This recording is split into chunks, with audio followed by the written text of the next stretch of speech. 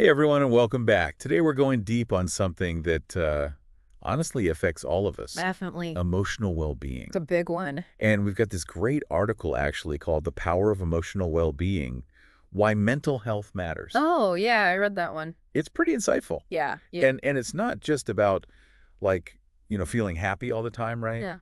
This goes way beyond that. Yeah, for sure. This deep dive, we're going to uncover how emotional well-being it impacts just everything. Everything. Like how we bounce back from setbacks to how strong our relationships are and even our physical health. It's true. And we're even going to get into some practical tips that we can all start using today. The stuff you can actually apply. Yeah, exactly. Sure. Like right away. So to kick things off, Okay. what I found really interesting is that the article goes beyond that typical surface level understanding of emotional well-being. Oh, yeah, it definitely digs deeper. It's not just about those fleeting moments of happiness. Happiness. It's more than that. So let's get into what it actually is. I love it. The article defines it as this lasting state of balance and fulfillment and connection. It's about the long game, right? Yeah. Not just the quick fix. Yeah. It's that ability to navigate, life's ups and downs with grace and authenticity. Which we all need. Absolutely. And what's so important here is that it stresses how important those meaningful connections are. That's huge. And not just with other people, but with ourselves too. Oh, that's so key. It is. That self-connection. It is. Yeah. It's about, fostering self-awareness. Yeah. Self-acceptance. Absolutely. It's all connected. So it's you're building that strong foundation within yourself. Yes. So you can better connect with the world around you. Exactly. Okay, now the article talks about this ripple effect. Ooh, the ripple effect. I love that. Of emotional well-being. Yeah. What does that actually mean? So think of it like this. Emotional well-being's at the center, right? Okay. And then its effects just ripple outwards, I like that. touching every single part of our lives. Okay. And one of the biggest ripples is resilience. Resilience. That's a big one. So that's being able to bounce back from all those setbacks Exactly. that life throws at us. Yeah, everyone faces challenges. Oh, for sure. It's inevitable. Yeah. But it's how we respond to them that really, really matters. Totally. And the article really highlights how emotional well-being, it equips us to handle those challenges in a way that actually helps us grow and learn from them. Right. So, for example, it talks about reframing failures as opportunities for growth. Interesting. Rather than seeing them as personal defeats. That's a good way to look at it. It is. It's a shift in perspective. Yeah. Instead of getting stuck in that negative cycle of self-blame. Right. Emotional well-being helps us see those challenges like stepping stones. You're like, oh, this happened for a reason. Exactly. Okay. It's all part of the journey. Yeah. And that shift in perspective, honestly, can be incredibly empowering. Absolutely. It's a game changer. It is. Yeah. Another ripple effect that the article dives into is the impact on our relationships. Our relationships, oh, yeah, that's a huge one. With other people. So important because strong emotional well-being, it actually enhances empathy. Okay. Which lets us connect with others on a much deeper level. Yeah. It fosters trust and open communication, like the cornerstones of any healthy relationship. It all comes back to that. It does. Yeah. It all starts within. So it's not just about, feeling good ourselves. Right. It's about creating a positive environment for everyone around us. Exactly. Okay, but here's where it gets really fascinating. Ooh, tell me more. The article talks about this mind-body connection. The mind-body connection, yes. You heard about that? Oh, absolutely. There's a growing body of scientific evidence that supports the link between emotional and physical well-being. I mean, I always thought that they were connected. Oh, they're totally intertwined. But I didn't know if there was actual science behind it. Oh, yeah, there is. So we're talking about real tangible effects on our physical health. Absolutely. From our emotional state. Think of it like a two-way street, Okay. Taking care of our bodies impacts our mental state. Right. And vice versa. Okay, yeah, so it goes both ways. It does, it does. Okay, so the article explains how chronic stress and anxiety Oh, that's a big one. can actually manifest physically. Oh, yeah, it can. So it's not just in our heads. No. Stress can actually show up in our bodies. It can manifest in so many ways. Wow. Yeah. That's a powerful reminder to pay attention to our bodies and how they're reacting to stress. Absolutely. Listen to your body. It's trying to tell you something. Right. Yeah. So what kind of physical effects are we talking about? Well, chronic stress can lead to a whole host of issues, like high blood pressure, Oh, wow. weakened immunity, Really? digestive problems. It can mess with our stomachs. Well, yeah, it can. Wow. Even an increased risk of heart disease. That's scary. It's serious stuff. Wow. So it's like our emotional state can directly impact our physical health. Absolutely. They're interconnected. That's incredible. It's fascinating. Yeah. And on the flip side, when we actually prioritize our emotional well-being, we often see positive changes in our physical health, too. Oh, interesting. So it goes both ways. It does. It's a beautiful thing. So what kind of positive changes are we talking about? Well, for starters, better sleep. Oh, I definitely need that. Yeah, we all do. Yeah. When we're emotionally balanced, we tend to fall asleep easier Okay. and sleep more soundly. That makes sense. Yeah. And we also have more energy throughout the day. More energy. More energy. Okay. And may even experience less pain and discomfort. So, like, if you're stressed, you just feel it everywhere. Oh, yeah. You hold that tension in your body, and it can manifest as pain. Wow. So it's like this positive feedback loop. Exactly. Taking care of our emotional health benefits our physical health. Right. And vice versa. Exactly. It's all connected. And beyond just the physical benefits, yeah, emotional well-being also plays a huge role in our productivity. Oh, yeah. That's a big one. Right. Because like when we're feeling overwhelmed or stressed, it's hard to focus. Yeah, you can't get anything done. Exactly. So the article explains that when we're emotionally stable, our minds are just sharper. They are. We're more focused. We're focused. We're better able to manage stress. You got it. And this lets us be more productive in literally all areas of life. In every area, work, personal life, everything. Yeah. It's like emotional well-being unlocks this mental clarity. It does. It clears the fog and helps us reach our full potential. That's a great way to put it. It's like that mental clarity is the key. It is. And ultimately, the article suggests that inner peace. Inner peace. Is like the ultimate outcome of cultivating emotional well-being. That's the goal, right? Okay, I'm curious, how does the article define inner peace? So it's not about living a life without challenges. Okay. It's more about developing that inner strength and resilience to navigate those challenges. Yeah, you have challenges. We are. Yeah. But it's about facing them with clarity and acceptance and purpose. Purpose, okay. Yeah, it's about finding meaning in our experiences. Okay. Cultivating a deep sense of calm within ourselves and living authentically. Authenticity. Yeah, regardless of what's happening around us. That's a powerful concept. It is. It's like having that unshakable core strength. Yeah. You know, that helps you weather any storm. That's a good visual. It is. It's about finding that inner peace. Yeah. That helps you navigate anything. Yeah. And that's why the article places so much emphasis on nurturing emotional well-being. Okay. It's not just a nice to have. No. It's essential. Okay. For a truly fulfilling life. So we've seen how emotional well-being like ripples out. It does. It impacts our resilience, our relationships, our physical health, our productivity, and even our inner peace. It touches every aspect of our lives. It's like this foundational pillar. Is the foundation. That supports a fulfilling life. Exactly. But the question is, how do you? Yeah. How do we actually improve our emotional well-being? That's the million-dollar question. It is. Yeah. What are the practical steps? The steps we can take to nurture this essential part of ourselves? Yeah, that's what we're going to get into. Okay. The article offers a toolkit. A toolkit. Of practical strategies. Okay, I like that. And we're going to unpack those in detail. So everyone stay tuned. Stay tuned. Because in part 2, we're going to get into the nitty-gritty of how to actually boost our emotional well-being. The practical stuff. Yeah. With actionable steps that you can start using right away. I love it. Can't wait. Me too. It's going to be great. Okay. I'm excited. Me too. Welcome back, everyone. Before we jump into those practical steps, I want to touch on something the article highlights. That might surprise you. Okay, what's that? It's the connection between physical health and emotional well-being. Oh, you mean like how exercise can boost your mood? That's one aspect of it. Okay. But it goes way deeper than that. Okay.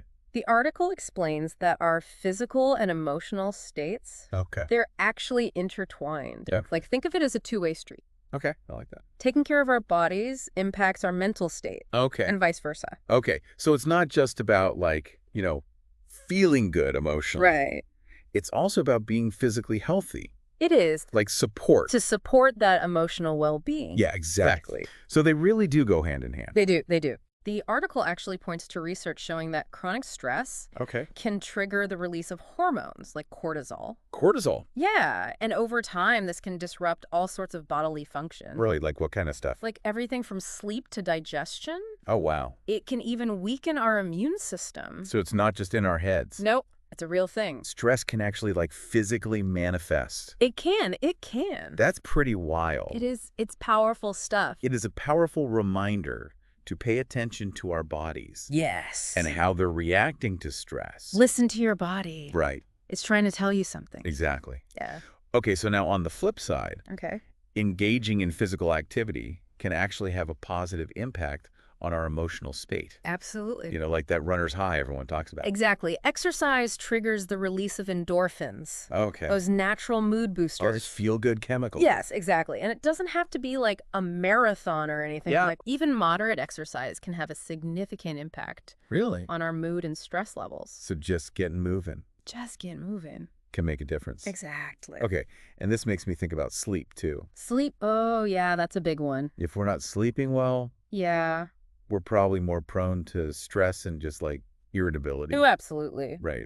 The article emphasizes that sleep deprivation can totally wreak havoc on our emotional regulation. I mean, I know when I don't get enough sleep, I'm like a totally different person. You and me both. Yeah. It can make us more reactive, less patient, and more susceptible to all those negative thoughts and feelings. So like we just can't think straight. Pretty much, yeah. Your brain's not functioning at its best when you're sleep deprived. Okay, so making sure we're getting enough sleep is crucial for maintaining that emotional balance. It is. It's like recharging your emotional batteries. Yeah, like hitting the reset button. Exactly. And let's not forget about nutrition. Nutrition, oh yes, fuel for the body and the mind. Right, because what we fuel our bodies with directly impacts how we feel. Absolutely. Both physically and emotionally. It's all connected. Okay, so is eating a balanced diet part of like the emotional well-being toolkit? It is a key component. Okay. The article points to studies showing that a diet rich in fruits, vegetables, and omega-3 fatty acids. Oh, those healthy fats. Yes, those healthy fats can have a really positive impact on our mood and cognitive function. Wow, so we really are what we eat. We really are. Okay, so exercise, sleep, nutrition. Those are the pillars. Those are like the key pillars. The foundation. For supporting our emotional well-being. Exactly. But how do we actually put these concepts into practice? That's the next step. The article mentioned a toolkit, right? It provides a whole set of practical strategies. Okay, so what's in the toolkit? Well, one of the first steps it highlights is building emotional awareness. Emotional awareness? Yes. Have you heard of that? I've heard of it, but I'm not sure I really understand it. So it's about tuning into your emotional landscape. Okay. And understanding the nuances of your feelings. Okay. It's not just about knowing you're happy or sad. Right. It's about understanding the why behind those emotions. Oh, okay. So it's about like taking a step back. Exactly. And becoming an observer of your own emotion. You got it. Okay. The article suggests journaling. Okay. As a powerful tool for developing emotional awareness. Yeah, journaling can be really helpful. It can be. For processing emotions and identifying patterns. Absolutely. It helps you get to know yourself better. Yeah, but for some people, it can feel a bit overwhelming. I get that. Like, where do you even start? Yeah, it can be daunting. So what are some other ways to cultivate emotional awareness? Well, mindfulness is another powerful practice. Mindfulness. Okay. The article recommends it. I've heard a lot about mindfulness. It's a popular one? But I'm not sure I fully grasp it. Okay. Like, what does it actually look like in practice? So it can be as simple as paying attention to your breath, noticing the sensations in your body, or really listening to the sounds around you. The key is to engage your senses and be fully present in the moment. So it's about training our minds to focus on the now. Exactly. Rather than getting caught up in worries about the past or the future. Be here now.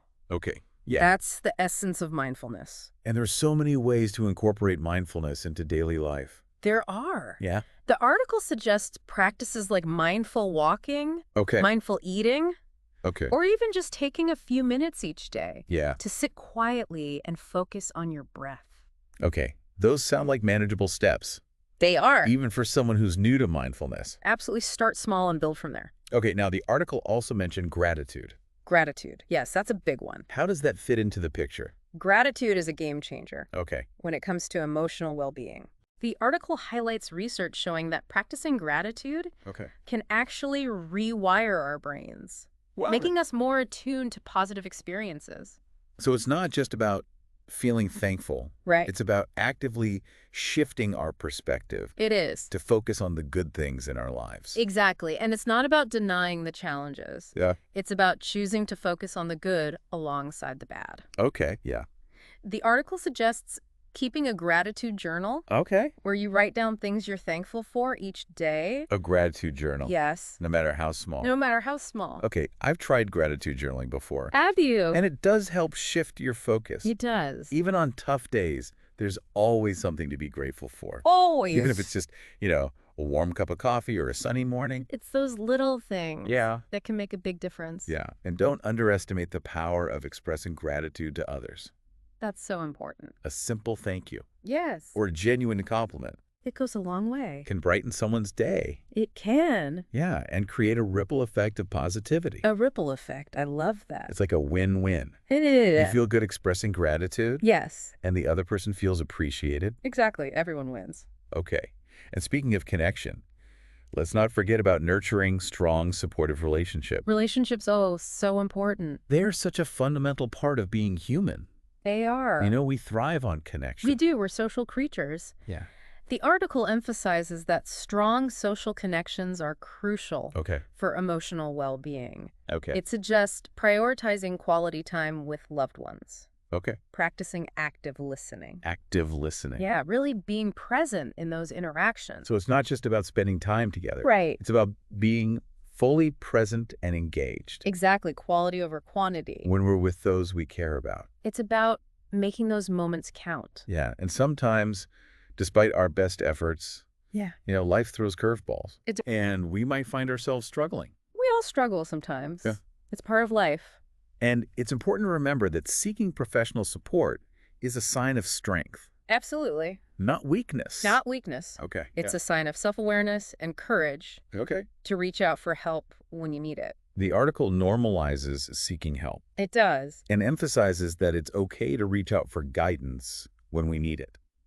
It's more than okay. Okay. It's encouraged. And it mentions resources like therapy or counseling. Yes, therapy can be incredibly helpful. Okay. And it highlights online platforms like BetterHelp, which can make it easier to find a therapist who's a good fit for you. That's a good resource. It is. It's a great option for people who might not have access to traditional therapy. Yeah, or, maybe they're not comfortable with in-person therapy. Right, exactly. And let's not forget about community mental health services. Yes, there's so many resources available. And support groups.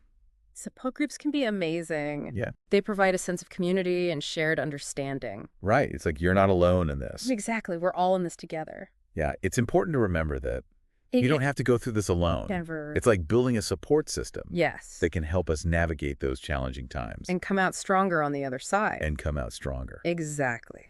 Okay. Now, beyond these individual strategies, the article also touches on a crucial concept. Okay. What's that? The idea of emotional well-being as a shared responsibility. Shared responsibility. Interesting. How does that mean? So it means recognizing that creating environments that support emotional well-being. Okay. It's not just an individual pursuit. Okay. It's a collective effort. Okay. It's about fostering a culture where mental health is valued and supported. In our workplaces. Yes. Our schools. Absolutely. And communities. Everywhere. Wow. I'm starting to see the bigger picture here. It's about the collective. It is. We're all interconnected. Yeah, it's about creating a ripple effect of positive change that extends beyond ourselves. Exactly. But how can we as individuals contribute to this? Well, it starts with small actions, Okay. like speaking openly about mental health, Okay. challenging stigma, and being mindful of the language we use when discussing mental health. Okay. We can also advocate for policies that promote mental well-being. In our workplaces Yes. and communities. So it's about using our voices and actions to create a more supportive and understanding environment for everyone. Absolutely. We all have a role to play. Yeah, and we don't have to be mental health experts to make a difference. Nope, not at all. Right. Small acts of kindness, empathy, and support can go a long way in creating a more emotionally healthy world. This has been incredibly insightful. It has been a great discussion. We've covered so much ground. Yeah. From the science behind the mind-body connection. Yes. To practical strategies for cultivating emotional awareness. Right. Mindfulness and gratitude. It's all connected. We've even touched on the importance of seeking professional support. Yes. And creating a culture of shared responsibility for mental well-being. It's about taking care of ourselves. Yeah. And each other. Yeah. We've explored a lot. We have. And I hope you're walking away with some valuable insights. Me too. And actionable steps you can start implementing in your own life. Absolutely. Knowledge is power. But only when we put it into practice. Exactly. Action is key. Okay. And in our final part, we'll bring it all together. We will. And discuss how we can apply these lessons to create lasting positive change. Yes. Both for ourselves and the world around us. I can't wait. Me neither. It's going to be good. Stay tuned. Welcome back, everyone. We've explored what emotional well-being is. We have. Why it matters. It does. We even got into some practical strategies. We did. To cultivate it. Those are important. But now comes the exciting part. Yeah. Putting it all into action. Exactly. It's time to take all this great information from the article and actually see how it applies to our own lives. Okay, but where do we even begin? Right. We've covered a lot. We have. And it can feel overwhelming to know where to focus. But the article emphasizes that small, consistent changes, they can make a big difference over time. So it's not about those drastic overnight transformations. Yep. It's about incorporating simple but effective practices into our daily lives. Make it a habit. Okay, so it's about those small steps. Yes. Those little shifts that can lead to big improvements in our emotional well-being.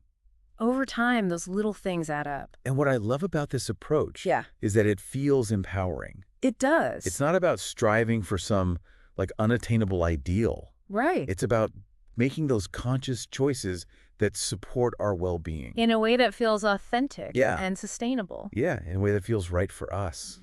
Exactly. Find what works for you. And remember, there's no one-size-fits-all approach. Absolutely not.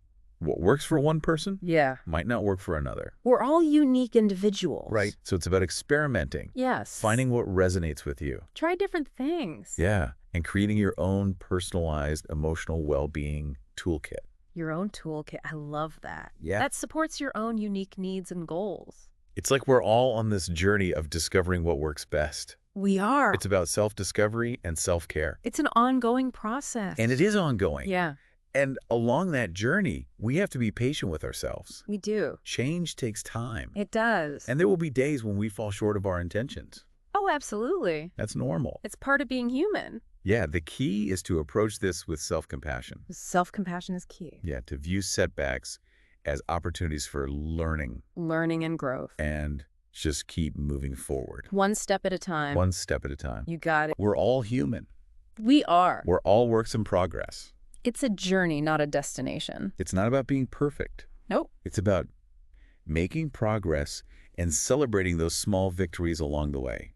Celebrate those wins. Now, as we wrap up this deep dive into emotional well-being, I want to go back to the ripple effect. The ripple effect. Remember how our individual well-being can impact those around us? Oh, it absolutely can. Like how our own sense of calm and resilience can create a more peaceful and supportive environment for everyone. For our families, friends, colleagues. Exactly. Yeah. So as you're on this journey of nurturing your own emotional well-being, remember, your efforts extend beyond yourself. It's bigger than just us. You're creating a ripple effect. A ripple effect of positivity. That can touch the lives of everyone around you. It's powerful stuff. It's like we're all interconnected. We are. And by taking care of ourselves, yeah, we're contributing to a more emotionally healthy world. I love it. And that's what this deep dive has been all about. It has. Empowering ourselves to live more fulfilling lives. Right. And creating a world where emotional well-being is valued and supported. That's the goal. So as we conclude this episode, we want to leave you with one final question to ponder. A question to ponder. I like it. Knowing what you now know about the power of emotional well-being. Yeah. What's one small step you can take today to nurture yours? What's one small step?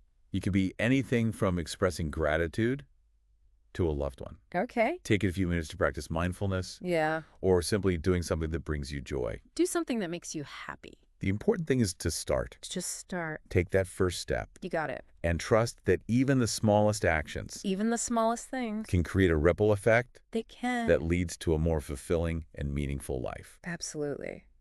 Thanks for joining us on this deep dive. It's been a pleasure. Into emotional well-being. A great conversation. We hope you found it insightful and empowering. I hope so too. Until next time. See you then. Stay curious and keep diving deep.